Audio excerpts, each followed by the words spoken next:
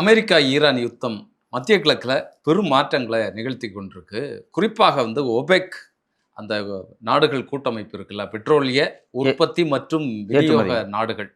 அந்த நாடுகள்லேருந்து யுஏஇ ஐக்கிய அரபு எமிரேட்ஸ் வெளியேறி இருக்கிறது. இதனுடைய பின்னணி என்ன? இந்த யுத்தத்தினுடைய சாராம்சங்கள், இதனுடைய விளைவுகள் ஏதாவது இதில் இருக்கிறதா? இல்லைன்னா என்ன திட்டத்தினுடைய அடிப்படையில் யுஏஇ வெளியேறு? மற்ற நாடுகளைப் போல, சவுதியைப் போல, பீகாரின் போல, இல்லை கத்தாரை போல யுஏஇ கிடையாது. அதில் அபுதாபியாக இருந்தாலும் சரி, துபாயாக இருந்தாலும் சரி, இதை ஃபினான்ஷியல் கேபிட்டல்னு சொல்லுவாங்க. அது ரொம்ப முக்கியமான ஒரு இது. அவங்கள்ட்ட எண்ணெய் ஏற்றுமதி எல்லாம் இருக்குது. தேர்டு வேர்ல்டில் லார்ஜஸ்ட்டாக ஏற்றுமதி பண்ணுறாங்க, கேஸ் ஏற்றுமதி பண்ணுறாங்க, எல்லாமே செய்கிறாங்க. அபுதாபி, துபாய், யுஏஇ எல்லாமே. இந்த பிரச்சனை ஏன் எங்கே வருது? இப்போ ஈரானை அமெரிக்கா தாக்குச்சு. ஈரானை அமெரிக்கா தாக்குனதுக்கும் பெட்ரோல் கூட்டமைப்பாக இருந்த இந்த வளைகுடா நாடுகளுக்குள்ள ஏன் சண்டை வரணும்? இந்த நேரத்தில் எல்லாம் ஒற்றுமையா ஒன்னா நின்று, அமெரிக்கா சார்பா நின்று, இஸ்ரேல் சார்பா நின்று, நீங்க ஈரான் அடிக்கிறதா நீங்க காலங்காலமா செஞ்சீங்க, அதை செஞ்சிருக்க வேண்டியமா இல்லையா? ஆனா காலங்காலமாகவே ஈரானுக்கும் யுஏஇக்கும் இடையில பல முரண்பாடுகள் ஓடிக்கிட்டே தான் இருக்கு. நேரடியாகவே சவுதி யுஏஇல தாக்குதல்லாம் நடத்தியிருக்கு. அது மாதிரியான பல சிக்கல்கள் இருக்கு. நம்ம அதெல்லாம் ஓரமா வச்சிருவோம். ஃபர்ஸ்ட் இந்த ஒபேக்னா என்னன்னு பாத்துருவோம். ஒபேக் அப்படிங்கிறது பெட்ரோலிய கூட்டமைப்பு நாடுகள். நீங்களே சொன்ன மாதிரி உற்பத்தி பண்ணுவாங்க, ஏற்றுமதி பண்ணுவாங்க. இது எப்போ துவங்குறாங்க அப்படின்னா 1960 தான் துவங்குறாங்க. இது துவங்குறதுக்கான ஒரு நோக்கம் இருக்கு. இது துவங்குறதுக்கான நோக்கத்துல ஈரான் ஒரு முக்கியமான ஒரு விஷயம் இருக்கு. 1953 ஒரு மிகப்பெரிய கலவரம் ஈரான்ல நடக்குது. அந்த கலவரத்தினூடாக அங்க பெரிய ஆட்சி மாற்றம் நகருது. ஏற்கனவே இருந்த மக்களால் தேர்ந்தெடுக்கப்பட்ட பிரதமரை தூக்கி எறிஞ்சிட்டு, ஜனாதிபதியை தூக்கி எறிஞ்சிட்டு மன்னராட்சி திரும்பி வருது. உலகத்துல பாருங்க, மன்னராட்சி போய் மக்களாட்சி வரும். ஆனா ஈரானை பொறுத்த வரைக்கும் 1951 ஒரு தேர்தல் நடக்குது. அந்த தேர்தலில் ஜெயிக்கிறது யாருன்னு பார்த்தீங்கன்னா முகமது மொஸ்தக் அப்படிங்கக்கூடிய ஒரு ஜனாதிபதி. அவர் ஆட்சி அதிகாரத்துக்கு வந்த உடனேயே அவரை தூக்கி எறிஞ்சிட்டு அங்க ஒரு கலவரம் திருப்பி பெகல்வா மன்னராட்சியே வருது. இதுக்கு என்ன காரணம் அப்படின்னா, இந்த கலவரத்தை திட்டமிட்டு செய்தவர்கள் அமெரிக்காவினுடைய சிஐஏங்கிற உளவுத்துறையும் பிரிட்டனுடைய MI6 இவங்க 2 பேரும் தான். இதை நம்ம போற போக்குல சொல்லல. 2013 இதெல்லாம் நாங்க தான் செஞ்சோம் அப்படின்னு அவங்க கிளாசிஃபைட் டாக்குமெண்ட்ஸ் வெளியிட்டாங்க. அவங்களே ஆதாரங்களை வெளியிட்டு கெத்து காமிக்கிறாங்க. நாங்க தான் பண்ணோம். ஆமா, என்ன பண்ணுவோம் நீ? நாங்க தான் உங்க நாட்டுல ஆட்சி மாற்றத்தை ஏற்படுத்தணும், அந்த ஜனாதிபதியை தூக்கி எறிஞ்சிட்டு மன்னராட்சி நாங்க கொண்டு வந்தோம் அப்படின்னு பெருமையா பேசுறாங்க. ஆபரேஷன் அஜாக்ஸ் அப்படின்னு அதுக்கு பேரு. இது 53 நடக்குது. 51 மக்களால் தேர்ந்தெடுக்கப்பட்ட ஜனாதிபதி தூக்கி எறியப்படுறாரு. 53 இதுல என்ன நடக்குது அப்படின்னா, இங்க வளைகுடா நாடுகளுக்குள்ள ஒரு கூட்டமைப்பா இல்ல, நமக்குள்ள ஒரு விதமான ஒரு ஒற்றுமை இல்ல அப்படிங்கிற போக்கு அப்பவே வருது. இதை செய்யறாங்க, அமெரிக்கா செய்யறாங்க, பிரிட்டன் செய்யறாங்க. இவங்க எப்ப வேணாலும் என்ன வேணாலும் செய்வாங்க. இஸ்ரேலுக்கு ஆதரவா கூட அந்த பிராந்தியத்துல இவங்க என்ன வேணாலும் செய்வாங்க அப்படிங்கிற ஒரு விஷயத்த அவங்க ரொம்ப கவனமா பாக்குறாங்க. இதுல என்ன பண்றாங்கன்னா, 1960 இவங்க ஒன்னா உட்காந்து பேச்சுவார்த்தையெல்லாம் முடிவு பண்ணி இந்த கல்ஃப் கண்ட்ரிஸ், முக்கியமா கல்ஃப் கண்ட்ரிஸோட இனிஷியேட்டிவ் தான், சவுதியோட இனிஷியேட்டிவ் தான். இது ஆரம்பத்தில் யாரெல்லாம் வர்றாங்க அப்படின்னா, ஈரான், ஈராக், குவைத், சவுதி, வெனின்சுலா, இந்த நாடுகள் மட்டும்தான். இவங்க எல்லாமே அரபு நாடுகள். வெனின்சுலா மட்டும் சவுத் அமெரிக்கா நாடு. இவங்க இந்த 5 பேர் சேர்ந்து தான் உருவாக்குறாங்க. பின்னைய நாட்கள்ல யுஏஇ, ஓமன், பஹ்ரைன், கத்தார் எல்லாருமே உள்ள சேர்றாங்க. இதுல கத்தார் பாத்தீங்கன்னா 2019 வெளியே போயிடுச்சு. கத்தார் போயிடுச்சு. அங்கோலா 2024 வெளியே போயிடுச்சு. இதுல இன்னொரு முக்கியமான விஷயம், யுஏஇ இதை ஆரம்பிச்சு 7 வருஷம் கழிச்சு தான் சேர்ந்தாங்க. 1967 தான் வந்தாங்க. அண்ணாதுரை தமிழ்நாட்டுக்கு ஆட்சிக்கு வரும்போது தான் அங்க போய் சேர்றாங்க. சும்மா ஞாபகத்துக்காக சொல்றேன். சோ அப்பதான் போய் சேர்றாங்க. சோ இதுல என்ன நம்ம கவனிக்க வேண்டிய விஷயம் என்னன்னா, பெட்ரோலிய உற்பத்தியாளர்கள், ஏற்றுமதியாளர்கள் ஏன் ஒன்றாக நிற்க வேண்டும்? ஒரு கேள்வி வருது. நம்ம ஏன் ஒன்னா நிக்கணும்? நாம ஏன் அந்த ப்ரொடக்ஷனை லிமிட் பண்ணணும், இல்ல ப்ரொடக்ஷனை டிசைட் பண்ணணும் அப்படிங்கிறதுனா, பெரும்பாலான அரபு நாடுகள் இருக்கக்கூடிய பெட்ரோலிய நிறுவனங்களை ஆதிக்கம் செய்தவர்கள் அமெரிக்காவும் பிரிட்டனும் தான். எப்பன்னா 1940, 50, 60 எல்லாமே 7 சிஸ்டர்ஸ் சொல்லுவாங்க. இந்த 7 சிஸ்டர்ஸ் தான் உலகத்தினுடைய பெட்ரோலை எடுக்கிறது, பெட்ரோலை விநியோகம் பண்றது. இது 2 தானே பெட்ரோல் விலை தீர்மானிக்கும். அதிகமா எடுத்தா பெட்ரோல் விலை குறையும், குறைவா எடுத்து டிமாண்டை காமிச்சா பெட்ரோல் விலை அதிகமாகும். ஸோ இந்த ரூட்டை எல்லாத்தையுமே தன் கட்டுப்பாட்டில் வச்சிருந்தவங்க இந்த 7 சிஸ்டர்ஸ் தான். அந்த 7 சிஸ்டர்ஸ் அப்படின்னா நிறுவனங்கள், 7 நிறுவனங்கள். யாருன்னு பாத்தீங்கன்னா, ஸ்டாண்டர்ட் ஆயில் நிறுவனம். அன்னைக்கு அது ஸ்டாண்டர்ட் ஆயில், அதாவது ஸ்டாண்டர்ட் ஆயில் நியூ ஜெர்சின்னு சொல்லுவாங்க. நியூ ஜெர்சில இந்த நிறுவனம், அது இப்ப எக்ஸான் மொபில் அப்படின்னு மாத்தப்பட்டுருச்சு. ஸ்டாண்டர்ட் ஆயில் நியூயார்க் நிறுவனம், அதுவும் எக்ஸான் மொபில். இதெல்லாம் ஒரே நிறுவனமா மாறிடுச்சு. இன்னொன்னு ஸ்டாண்டர்ட் ஆயில் தனியா இருந்துச்சு, அதை தான் செவ்ரான் இப்ப மாறி இருக்கு, செவ்ரானா மாறி இருக்கு. இது இல்லாம டெக்ஸாகோன்னு இருந்த நிறுவனம், அதுவும் செவ்ரான்னு மாறிடுச்சு. இது இல்லாம கல்ஃப் ஆயில், அதுவும் செவரான்னு மாறிடுச்சு. இது எல்லாமே என்ன சொல்ற 7 சிஸ்டர்ஸ்ல இந்த 2 ராயல் டச் ஷெல், இப்ப ஷெல்னு சொல்றோம்ல, ஷெல் கம்பெனி, அதுக்கு பேர் ராயல் டச் ஷெல். இப்ப இல்லாம ஆங்கிலோ பெர்சியன் ஆயில் கம்பெனி அப்படிங்கிறது தான் பாரத் பெட்ரோலியம் அப்படின்னு மாறுது. ம், ம். இதுல நம்ம கவனிக்க வேண்டிய விஷயம் என்னன்னா, அந்த ஆங்கிலோ பெர்சியன் ஆயில் கம்பெனி அப்படிங்கிறது ஈரான்ல இருந்த கம்பெனி பாரத் பெட்ரோலியம். இது 1951 அங்க ஒரு மக்களால் தேர்ந்தெடுக்கப்பட்ட ஆமா. பிரதமர் வந்தார் இல்லையா, அவர் ம். வந்த உடனே கணக்கு கேட்டார் ம். பாராளுமன்றத்துல வச்சு. இந்த பாரத் பெட்ரோலியம், நான் வந்து நீ பெட்ரோல் எடுக்கிற என் ஊர்ல இருந்து, உனக்கு அந்த டெக்னாலஜி இருக்கு, பொட்டன்ஷியல் இருக்கு, சரி எடுத்துக்கோ. ஆனா எனக்கு கொடுக்க வேண்டிய பணம் ஒன்று இருக்குல்ல, ஆமா. ராயல்ட்டி கொடுக்கணும்ல, ராயல்ட்டி எடுத்துட்டு வா. நீ 20 வருஷமா எடுத்துட்டு இருக்க, 30 வருஷமா எடுத்துட்டு இருக்க, ராயல்ட்டி எடுத்துட்டு கேட்கறாங்க. ராயல்ட்டி கணக்கு வழக்கு செக் பண்றாங்க, இவன் ஒண்ணுமே கொடுக்கல, லாஸ்ன்னு காமிக்கிறான். உடனே என்ன பண்றாங்க அப்படின்னா, இந்த பிரிட்டிஷ் பெட்ரோலியம், நான் சொல்றது ஆங்கிலோ பெர்சியன் ஆயில் கம்பெனி இருக்கு பாத்தீங்களா, பிற்பாடு வந்து ஆங்கிலோ ஈரான் ஆயில் கம்பெனின்னு பேர் மாற்றப்பட்டுச்சு. அந்த நிறுவனத்தை இவர் அதுல இருக்கக்கூடிய சப்சிடரி நிறுவனத்தை அரசுடைமையாக்குறாரு. அதனாலதான் அவர் தூக்கி எறியப்படுறாரு. புரியுது. மக்களால் தேர்ந்தெடுக்கப்பட்ட ஒரு ஜனாதிபதி தூக்கி எறிந்து விட்டு மன்னராட்சி அவர்கள் ஏன் கொண்டு வருகிறார்கள் என்றால், இந்த எண்ணெய் வளங்களை முழுக்க இந்த 7 சிஸ்டர்ஸ் சொல்லக்கூடிய இந்த நிறுவனங்கள் கட்டுப்படுத்தணும் அப்படிங்கிறக்காக சுரண்டி எடுக்கிறது, இவங்க கையில இருந்து போயிடக்கூடாது அப்படிங்கிறக்காக. நீங்க எண்ணெயை கட்டுப்படுத்துறவங்க உலகத்தையே கட்டுப்படுத்துறாங்க. சோ அப்போ இன்னைக்கு பாத்தீங்கன்னா இந்த 7 நிறுவனம் இல்ல, இது சுருங்கிருச்சு. எக்ஸான் மொபைல் இருக்கு, செவ்ரான் இருக்கு, ஷெல் இருக்கு, பிரிட்டிஷ் பெட்ரோலியம் இருக்கு. இதெல்லாம் 3-4 பல கம்பெனிகளை ஒன்னா ஒரு பிராண்டுக்குள்ள கொண்டு வந்துட்டாங்க. சோ அப்போ இந்த நிறுவனங்கள் நம்ம ஊர் கிடையாது, அமெரிக்காக்காரன், பிரிட்டன்காரன், டச்சுக்காரன், இவன் நம்ம ஊர்ல எண்ணெய் எடுத்து விற்கிறான். நம்ம ஊருக்காரன் எண்ணெயை வாங்கினா கூட இவன் சொல்ற ரேட்டுக்கு தான் வாங்க வேண்டியதா இருக்கு. பெரிய சிக்கலா இருக்கு. நம்ம நாடுகள்லாம் ஒன்னா சேர்ந்து எவ்வளவு எடுப்போம், எவ்வளவு விநியோகம் பண்ணுவோம், யாருக்கு விநியோகம் பண்ணுவோம், என்ன காசுல விநியோகம் பண்ணணும் அப்படிங்கிறத நம்ம முடிவு பண்ணிக்கோம். அப்படிதான் வந்து இந்த ஒபேக் வந்து உருவாக்கப்படுது. ஒபேக்ல சவுதி தான் தலைமை. அதான் வந்து ஹை ஹேண்ட் எடுக்குது எப்பவுமே, ஏன்னா அவங்ககிட்ட நிறைய உற்பத்தி இருக்கு, ஹை ஹேண்ட் எடுக்கிறாங்க. இந்த சவுதி பின்னைய நாட்களில் அமெரிக்காவோடு ஒரு ஒப்பந்தங்கள் போட்டுக்கொண்டு ஒட்டுமொத்தமாக தன்னுடைய எண்ணெய் வணிகத்தை டாலருக்கு மாத்துறாங்க. பிற்பாடு ஜிசிசி சொல்லக்கூடிய அந்த கல்ஃப் கண்ட்ரிஸ் இருக்கு பாத்தீங்களா, இந்த ஆயில் ஒபேக் கண்ட்ரிஸ், இவங்க எல்லாருமே பெரும்பாலும் டாலருக்கு மாறுறாங்க. சோ சவுதியினுடைய இனிஷியேட்டிவ்ல ஒட்டுமொத்த உலக வர்த்தகமும் டாலருக்கு மாறுது, பெட்ரோல் டாலருக்கு மாறுது. இதுல குறிப்பா என்னன்னா, ஒபேக் நாடுகள் எடுக்கிறது, ஏற்றுமதி பண்றது எல்லாத்தையும் இந்த கட்டுப்பாட்டுக்குள்ள கொண்டு வராங்க. அதுக்குதான் 1960 இது உருவாக்கப்படுறது. ஆரம்பத்துல வந்து 5 நாடுகள் இருந்துச்சு, அப்புறம் 12 நாடுகள் ஆச்சு. பிற்பாடு ஒபேக் பிளஸ் அப்படின்னு கல்ஃப் கண்ட்ரிஸை தாண்டி பல நாடுகள், ஆப்பிரிக்கா நாடுகள் இன்க்ளூடிங் சவுத் அமெரிக்கா நாடுகள் எல்லாமே உள்ள வந்தாங்க. ரஷ்யா எல்லாம் வந்துச்சு. ஒரு பெரிய எக்ஸ்டென்ஷனா மாறிடுச்சு. உலக அளவுல எண்ணெயை கட்டுப்படுத்துறது இவங்க தான். ஆமா, அவங்க 3 நோக்கம் தான். ஒண்ணுனா limit on oil supply, oil supply limit பண்றது, ஸ்டெபிலைஸ் த பிரைஸ் ஸ்டெபிலைஸ் பண்றது. 3வது லாங் டேர்மா ரெவன்யூ அதை பாக்குறது, நீண்ட கால ரெவன்யூ அதை மாத்தி வைக்கிறது. இப்படிதான் இருக்கு. இதுக்குதான் அவங்க உருவாக்குறாங்க, இதுக்குதான் செயல்பட்டுக்கிட்டு இருக்கு. 73 ஒரு பெரிய கிரைசிஸ் வருது, ஆயில் கிரைசிஸ் வருது. ஏன் அந்த ஆயில் கிரைசிஸ் வருது அப்படின்னா, இஸ்ரேல் என்ன பண்றாங்கன்னா 1967 எகிப்து, ஜோர்டான், சிரியாவுக்கு சொந்தமான பல நிலங்களை அடிச்சு புடுங்கிடுறான். இப்ப சிரியாவுக்கு சொந்தமான இந்த கோல்டன் ஹைக்கா இருக்கட்டும், இல்ல வந்து ஜோர்டானுக்கு சொந்தமான வெஸ்ட் பேங்கா இருக்கட்டும், ஈஜிப்டுக்கு சொந்தமான காசா, சினாய் பெனின்சுலா, இது எல்லாத்தையும் என்ன பண்றான் அப்படின்னா அவன் போட்டு அடிச்சு எக்ஸ்டெண்ட் பண்ணி எடுத்துக்கிறான். அதை மையமாக வைத்து, அதை 6 days வார்னு சொல்லுவாங்க, 6 நாள் எல்லாத்தையும் அவன் பிடிச்சான். அதை பழி தீர்ப்பதற்காக 1973 அரபு நாடுகள்லாம் ஒன்னா சேர்ந்து இஸ்ரேலை அடிச்சாங்க. அதுல குறிப்பாக எகிப்து ஒரு முக்கியமான ரோல் பிளே பண்ணுச்சு. எகிப்து, ஜோர்டான் எல்லாம் ரோல் பிளே பண்ணாங்க, அடிச்சு நொறுக்குனாங்க. அதுக்கு பேர் வந்து யோம் கிப்பூர் வார்னு சொல்லுவாங்க. அந்த யோம் கிப்பூர் அப்படிங்கிறது இந்த ஜுடாயிச மதம் சொல்ற யூத மதத்தில் ஒரு முக்கியமான ஒரு நாள். ரமலான்ல இருந்து கிட்டத்தட்ட எனக்கு தெரிஞ்சு ஒரு 14 நாள் நினைக்கிறேன்.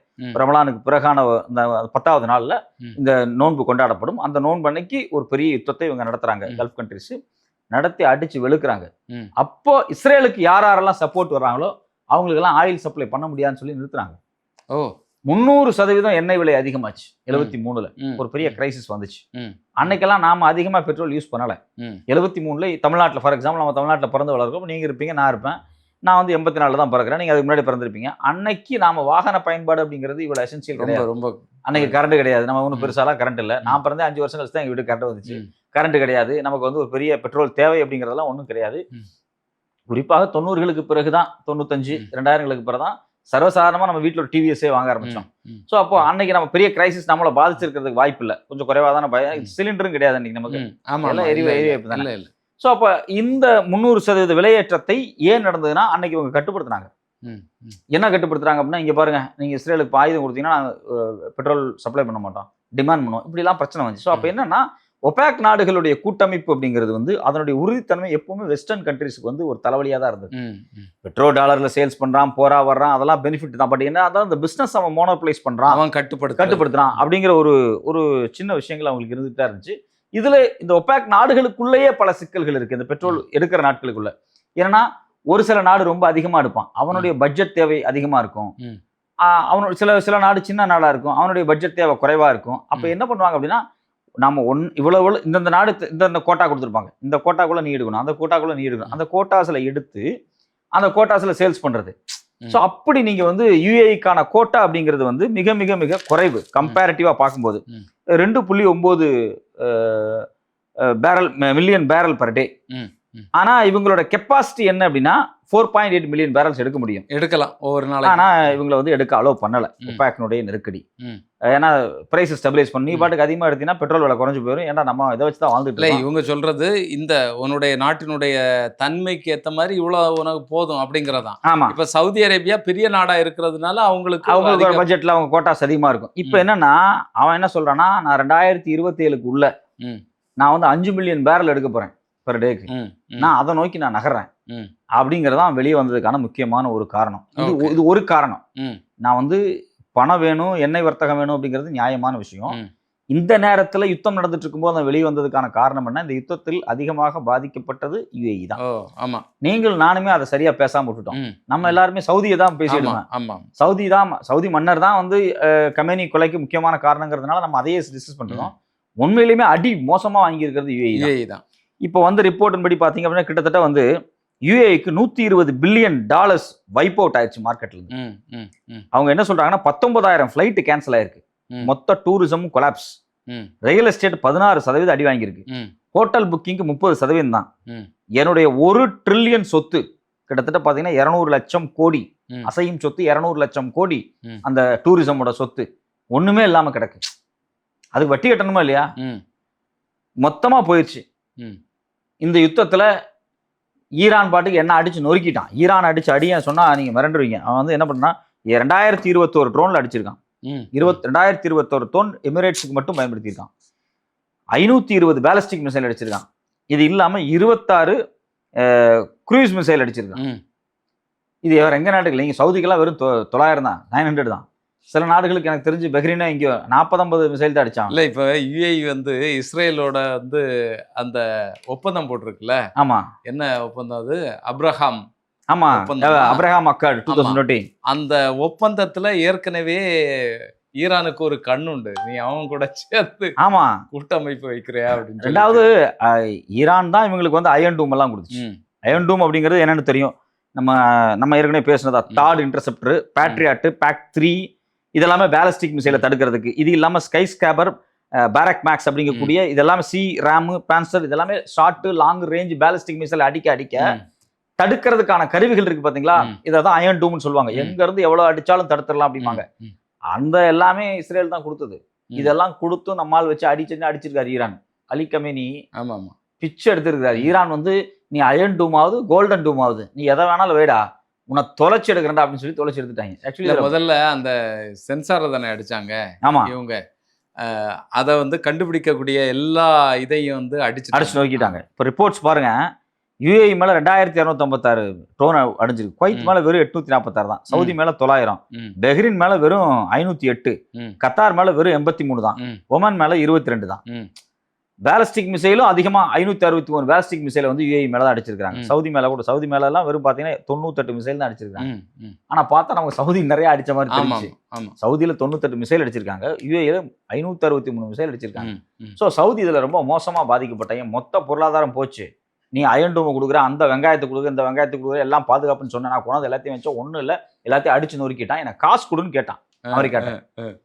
கரன்சி ஸ்வாப்பிங் அப்படிங்கிறது என்ன அப்படின்னா, எனக்கு இன்னைக்கு கிட்டத்தட்ட வந்து $120 பில்லியன் லாஸ். $120 பில்லியன் எனக்கு வந்து மொத்தமா வாஷ் அவுட் ஆயிடுச்சு. நான் என்னோட தினம் அப்படியே கொடுக்குறேன். இன்னைக்கு வேல்யூ, இன்னைக்கு என்ன வேல்யூ இருக்கு, டாலர் வேல்யூ, இந்த வேல்யூல அவன் கையில கொடுக்குறேன், நீ இதுக்கு டாலரை கொடு, நான் திருப்பி கொடுத்துட்றேன். கொடுக்கும் போது இதே வேல்யூல நான் திருப்பி கொடுப்பேன். 5 வருஷம் 10 வருஷம் கழிச்சு கொடுத்தாலும் இன்னைக்கு 94 ரூபா 93 ரூபா நம்ம ஒரு காசுபடி இருக்கு அப்படின்னா அதே வேலையில தான் கொடுப்பேன். கரன்சி ஸ்வாப்பிங் வர்றாங்க. அமெரிக்கா அதெல்லாம் முடியாதுன்றுச்சு. இந்த பேச்சுவார்த்தை எப்போ நடக்குதுன்னா ஏப்ரல் பிகினிங்லேயே ஆரம்பிச்சிருச்சு.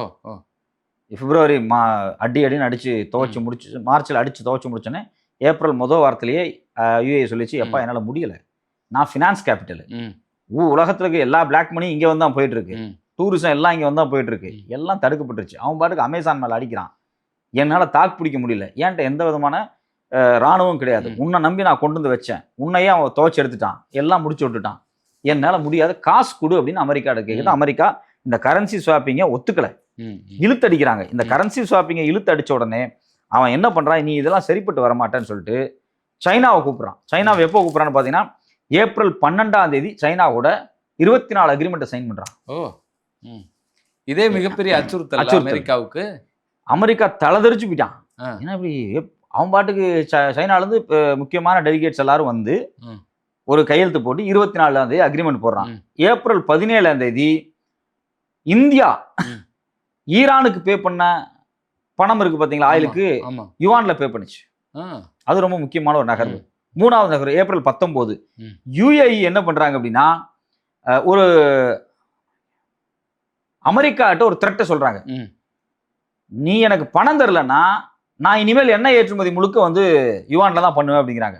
சைனா நாணயத்துல. ஆமா, இது வந்து அமெரிக்காவுக்கு ஒரு மிகப்பெரிய வந்து ஒரு பஞ்சாயத்தா மாறிடுச்சு. அதே சமயத்துல பாத்தீங்கன்னா அமெரிக்கா போட்டிருந்த அந்த சாங்ஷன்ஸ் எல்லாமே எக்ஸ்பைரி ஆகுது 21. இவன் என்ன பண்றான் அப்படின்னா, இந்த யுத்தத்துல எனக்கு இவ்வளவு டேமேஜ் ஆயிருக்கு, எனக்கு நீ காசு கொடுக்கல, நான் போய் சைனாவோட சேர்றேன். அப்ப என்ன ஆகுது, சைனா அரபு நாடுகளுக்குள்ள வந்துருச்சு. இனிமேல் ஒன்னு சைனா சார்பா இருக்கணும், இல்ல அமெரிக்கா சார்பா இருக்கணும், யாரு சொல்லு அப்படிங்கிற. இவன் ஐயா ஒன்னும் பிரச்சனை, கவலைப்படாதீங்க, நீ நம்மளே காசு கொடுத்துக்குவோம், நீ கவலைப்படாத, நீ சைனாவோட போயிடாதன்னு சொல்லி சைனாவோட போகாம இவங்களே வந்து மேனேஜ் பண்றதுக்கான வேலையை ஆரம்பிச்சிருக்கிறாங்க. இல்லை, ஏற்கனவே வந்து அமெரிக்காவை இங்க வச்சிருக்கிறது நம்முடைய பாதுகாப்புக்கு அச்சுறுத்தல் அப்படிங்கிறத இந்த நாடுகள் உணர்ந்திருக்கு அப்படிங்கிறது தான் இப்போ ரொம்ப பேசுபொருளாக இருக்கு. அதனால அமெரிக்காவை எப்படியாவது கைவிட்டுட்டு நம்முடைய பாதுகாப்பை நம்மளே வந்து உறுதிப்படுத்தணும் அப்படிங்கிறது தான் இப்போ இருக்கக்கூடிய நோக்கமாக இருக்கு. இவனுடைய வணிகத்தை 1 ட்ரில்லியன் ஆனது, அந்த 1 ட்ரில்லியன் வணிகத்தை அவன் வந்து யுவான்ல பண்ணானா கதை முடிஞ்சு. துபாயில் இருக்கக்கூடிய எல்லா கம்பெனியும் யுவான்ல பே பண்ணா முடிஞ்சு. Real estate transactions, oil transactions, tourism transactions, இது எல்லாம் யுவான்ல மாறுச்சு அப்படின்னா ரொம்ப கஷ்டம். நம்ம யுஏஇ பத்தி ஒரு விஷயம் நல்லா புரிஞ்சுக்கணும், அது ஒரு டாக்ஸ் 7, வரிகளற்ற சொர்க்கம்னு சொல்லுவாங்க, புகலிடம்னு சொல்லுவாங்க. பல ஊர்கள்ல பல நாடுகள்ல இருக்கக்கூடிய பெரும் முதலாளிகள் எல்லாமே கருப்பு பணத்தை யுஏஇ, துபாய், அபுதாபி மாதிரி நாடுகள்ல தான் தக்க வைப்பாங்க. ஏன்னா அந்த பெரிய நாடுகளுக்கும் இந்த சின்ன நாட்டுக்கு இடையில டபுள் டாக்ஸேஷன், இரட்டை வரி தவிர்ப்பு ஒப்பந்தம் இருக்கும். அந்த ஒப்பந்தத்தின் அடிப்படையில அவன் எந்த நாட்டுல இங்க இந்த நாட்டுல பதிவு பண்ணிட்டான் கம்பெனி அப்படின்னா வரி கட்ட வேண்டியது கிடையாது. அவன் துபாயில கம்பெனி பேரா ரெஜிஸ்டர் பண்ணிட்டு இந்தியாவில பிசினஸ் பண்ணிட்டு இருப்பான், வரி இந்தியாவை கட்ட மாட்டான், அங்க கட்டுவான். அங்க அவனுக்கு அங்க அந்த டிபார்ட்மெண்ட்டுக்கு 0 வரியா இருக்கும். அது மாதிரி நிறைய இருக்கு. ஸோ ஒட்டுமொத்த இந்த பினான்சியல், இது வந்து கேபிட்டல் ஆஃப் கேபிட்டல்னு சொல்லுவாங்க. இந்த ஃபினான்ஷியல் டிரான்சாக்ஷன்ஸ் இருக்கு பாத்தீங்களா, இந்த ஃபினான்ஷியல் டிரான்சாக்ஷன்ஸ் எல்லாமே வேர்ல்டு முழுக்க யுவான்ல நடக்க ஆரம்பிச்சிடும். அமெரிக்கா நடுங்கிட்டான். ஐயோ இவன் ஒரு சின்ன பையனை பார்த்தோம், இப்ப சின்ன பையன்லாம் நம்மளை அடிக்க வரான். என்ன காரணம், ஏன்னா முன்னாடி சைனா இருக்கிறான். இதுக்கு முன்னாடி அடிக்க முடியாதுல்ல. ஒரு காலத்துல கியூபால ஃபிடல் காஸ்ட்ரோ இருந்தாரு, கியூபன் மிசைல் கிரைசிஸ் நடந்துச்சு. கோல்டு வார் அப்ப யுஎஸ்எஸ்ஆர் தன்னுடைய மிசைலை கொண்டு போய் கியூபால வச்சு ஹாலிவுட் அடிச்சிரும்னு சொல்லிச்சு. பயந்து போயிட்டான். கியூபாவை தொடவே இல்லை அமெரிக்கா. ஏன் தொடல, சின்ன நாடு தானே, அவனுடைய மாகாணத்தோட சின்ன நாடு தானே, ஏன்னா பின்னாடி ரஷ்யா யுஎஸ்எஸ்ஆர் இருக்கு அப்படிங்கிற பயம். இன்னைக்கு அதே பயம். யுஏஇ சின்ன நாடு, இன்னைக்கு நம்ம கூட சேர்த்துக்கலாம், அவன் சைனா கூட போயிடுவான். அவன் சைனா கூட போயிட்டா ஏற்கனவே ஈரானே சைனா கூட தான் இருக்கிறான். இது மொத்தமா வாஷ் அவுட் ஆயிரும், நம்ம பிசினஸே காலி ஆயிரும் அப்படிங்கிற இடத்துக்கு அவன் வர்றான். 2வது இது ஒரு பெர்ஸ்பெக்டிவ் டிப்ளமேட்டிக்கா. இன்னொரு ரொம்ப முக்கியமான ஒரு பெர்ஸ்பெக்டிவ் என்ன அப்படின்னா, 2060க்கு பிறகு சீனா 0 கார்பன் நியூட்ரலைஸுக்கு வர்றான். அவன் வந்து 2060க்குள்ள பெட்ரோலிய பயன்பாடே இல்லாம இவி மெஷின்ஸ், இவி பேட்டரிஸ், காரு பஸ்ல இருந்து எல்லாமே மாத்துறான். சின்ன சின்ன விஷயங்களுக்கு தேவைப்படக்கூடிய இந்த பெட்ரோலிய கேஸ் எல்லாமே அவன் வேற ஒரு எனர்ஜி வேற ஒரு இடத்துக்கு நகர்றான். அவன் வந்து தோரியத்தை யுரேனியமா கன்வெர்ட் பண்ற சால்ட் ரியாக்டரை கண்டுபிடிச்சிட்டான். நவம்பர் 2025 வேர்ல்டுலயே முதலாக சக்சஸ்ஃபுல்லா அவன் டிக்ளேர் பண்ணியிருக்கான். வேர்ல்டுலயே முதலாக இவங்க தான் யாரு, சீனா தான் இந்த லித்தியத்தை யுரேனியமா மாத்தி சால்ட் ரியாக்டரை கண்டுபிடிச்சு அதுல கரண்ட் எல்லாம் உற்பத்தி பண்ணலாம் அப்படிங்கறத நோக்கி நகர்ந்துட்டாங்க. உலகத்தினுடைய மொத்த ப்ரொடக்ஷன், லித்தியம் ப்ரொடக்ஷன் 80% சைனா தான் கட்டுப்படுத்துறான். இது இல்லாம 70% செல் பேட்டரி மேனுஃபேக்சர் பண்றாங்க வெஹிக்கிளுக்கு, அவன் தான் பண்றான். சைனா தான் இந்த உலகத்துல ஒட்டுமொத்த லித்தியம் பேஸ்டா இருக்கட்டும் இல்ல வந்து தோரியம் பேஸ்டா இருக்கட்டும், குறிப்பா லித்தியம் பேஸ்ட் பேட்டரி எல்லாமே 70% மேல அவன் தான் ப்ரொடக்ஷன் பண்றான். அவன் மங்கோலியாவில் இருக்கக்கூடிய பேன் ஓப் மைனிங் காம்ப்ளெக்ஸ் ஒரு இடம் இருக்கு, அங்க இருந்து எடுக்கக்கூடிய மில்லியன் டன் இருக்கான் இந்த லித்தியம், சாரி தோரியம். இது வந்து அடுத்த 60,000 வருஷம் வரைக்கும் சைனாவுக்கு தேவைப்படும் இருக்கும். சைனாவை பாதுகாத்துக்கலாமா? கான்ட்ராக்ட் அந்த அதை வச்சு அவன் ஆயிரக்கணக்கான ஆண்டுகள் சைனா சந்தோஷமா வாழலாமா? அவ்வளவு தூரம் வந்து இந்த பெட்ரோலை நம்பி இருக்க வேண்டிய அவசியம் இல்லை. இந்த பெட்ரோலுக்கு வந்து நம்ம நிறைய செலவு பண்றோம், முக்கியமான செலவை இதுதான், அதனால இதை வந்து முடிச்சிடணும். அவன் வந்து அவனுடைய திட்டமா இருக்கு. அவன் பாத்தீங்கன்னா அவன் இருக்கக்கூடிய பாலைவனங்கள் மிகப்பெரிய 1000-2000 ஏக்கரா பாலைவனங்கள்ல சோலார் எனர்ஜி போட்டுக்கிட்டே இருக்கான். கடல்ல சோலார் எனர்ஜி போட ஆரம்பிச்சிட்டான். அவன் சோலாரு, விண்டு, இந்த thorium based, uranium based, lithium based, இதுல எல்லாத்தையும் அவன் என்ன பண்றான் அப்படின்னா கரண்ட் தயாரிக்கிறதுக்கு இவி பேட்டரிங்கிறதே அவன் தான் வந்து இவ்வளவு வேகமா மூவ் பண்றான். அப்போ பெட்ரோல் இல்லாத ஒரு நாடு, பெட்ரோல் தேவைப்படாத ஒரு நாடா தன்னை மாத்துறதுக்கு முயற்சி பண்ணிட்டு இருக்கான். இதெல்லாம் 2060 வரைக்கும் அவன் பெஞ்ச் மார்க் வைக்கிறான். 2060 இன்னும் ரொம்ப நாள்லாம் இல்ல, 30 வருஷம் தான் இருக்கு. 30-35 வருஷம் தான் இருக்கு. அப்போ அரபு நாடுகள் என்ன நினைக்குது அப்படின்னா, இந்த பெட்ரோல் இல்லாம ஒரு டெக்னாலஜி, ஆல்டர்னேட் கிரீன் டெக்னாலஜி வளர்ந்துருச்சு அப்படின்னா அரபு நாடுகளாவே இருக்காது. யுஏஇ அதனாலதான் ஒரு தெளிவா ஒரு முடிவு எடுக்க. யுஏஇ ஒரு ஸ்மார்ட்டான முடிவு. ஒபாக்ல இருந்து வெளியே வந்துட்டு தினம் 5 மில்லியன் பேரல் சொல்றான்ல, அவன் 7-8 மில்லியன் பேரல் நோக்கி நகர்ந்துருவான். எடுத்து மொத்த எண்ணெயும் 10 வருஷம் 15 வருஷத்துக்குள்ள வித்துக்கிட்டே இருந்து சம்பாரிச்சுட்டு வேற பிசினஸ் நோக்கி நகரலாம். மொத்தமா தன்னோட நாட்டினுடைய பொருளாதாரத்தை பெட்ரோல் மட்டுமல்லாமல் வேறு ஒரு கட்டமைப்புக்குள்ள நகர்றதுக்கு வாய்ப்பு இருக்குங்க.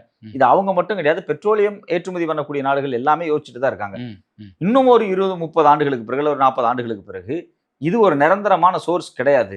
இதுல இருந்து இதை வாங்குற வேண்டிய தேவை இல்லாம போயிடும். அந்த இன்ஃப்ராஸ்ட்ரக்சர் எல்லாம் வேஸ்ட் ஆகும். எல்லாமே மாறிடும். உலக அளவுல நீங்க கார் எல்லாமே வந்து மின்சாரத்துக்கு மாறும், எல்லாமே மாறும். அப்ப நீங்க பெட்ரோலை வச்சுட்டு என்ன பண்ணுவீங்க?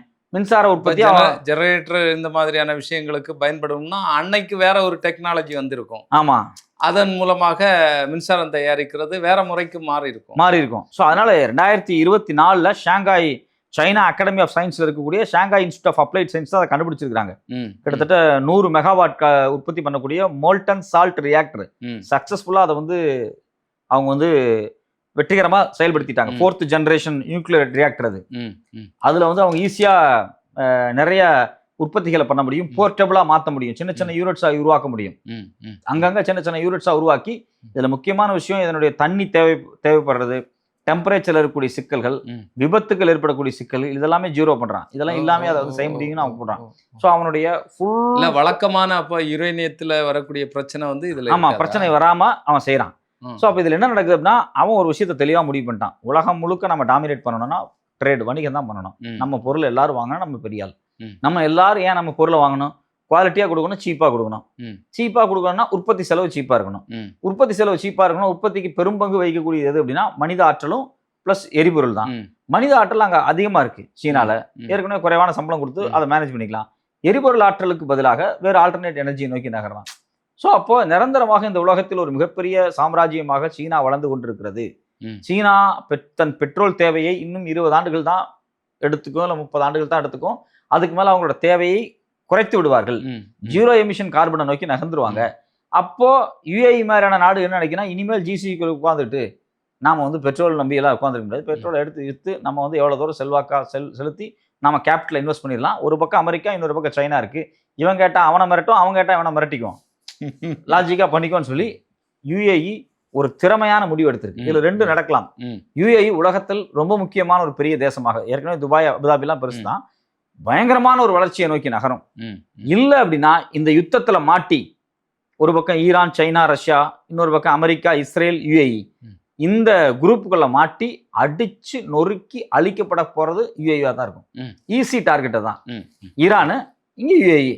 அவன் ஃபர்ஸ்ட் யுஏஇ அடிச்சுட்டு தான் இஸ்ரேல் அடிப்பான். ஸோ ஒன்று அந்த தேசம் மிகப்பெரிய வளர்ச்சியை நோக்கி நகரணும். பிரச்சனைன்னு வந்துச்சுன்னா அந்த தேசம் மொத்தமா அழிக்கிற அளவுக்கு சண்டை வரும். இல்ல ஆனா வந்து சைனா இந்த தான் உற்பத்தி பண்ண எல்லா நவீன ஆயுதங்களையும் ஈரான்கிட்ட கொடுத்து யுஏல தான் டெஸ்ட் பண்ணி பார்ப்பான் ஃபியூச்சர்ல. வேற இல்ல வழியே இல்ல இல்ல கிடையாது. இதுல அடுத்த ஒரு மாற்றம் நிகழறதுக்கான வாய்ப்பு இருக்கு. அரேபிய நாடுகள் வந்து ஈரானை பகைக்கிறதுக்கு இனி துணியாது.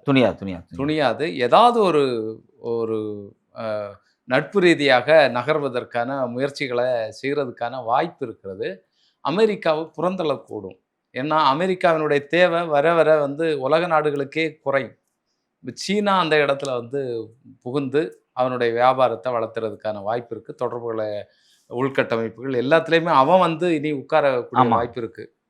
நம்ம சொல்ல முடியாது. யுஏஇல வந்து இனி தகர்ந்து கிடக்கக்கூடிய எல்லா கட்டமைப்புகளையும் நான் சரி பண்ணி சரி, தரேன் ஆமா. அப்படின்னு சொல்லி ஈரான், உள்ள வரும். சைனா உள்ள வந்தாலும் வரும். அதற்கான அது வாய்ப்பு இருக்கு நீங்க சொல்றது. ஏன்னா அமெரிக்கானால இவங்க கேட்கக்கூடிய கரன்சி ஸ்வாப்பிங் இருக்கு பாத்தீங்களா, அது செய்ய முடியாது அப்படிங்கிறாங்க. கிட்டத்தட்ட $120 பில்லியன் வேணுங்கிறாங்க. அது தர முடியாதுங்கிறாங்க.